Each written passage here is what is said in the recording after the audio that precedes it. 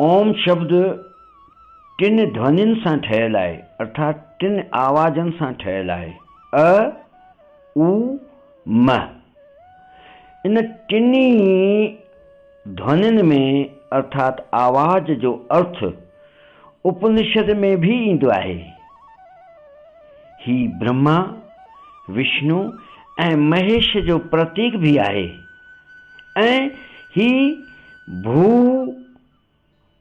भूलोक अर्थात पृथ्वीलोक, भूलोक अर्थात पाताल लोक ऐं स्वर्गलोक जो प्रतीक भी आहे।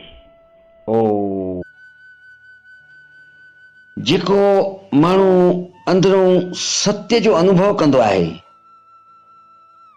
उन जो सॼो जीवन सौंदर्य सां, शांतीअ सां ऐं संगीत सां भरिजी वेंदो आहे।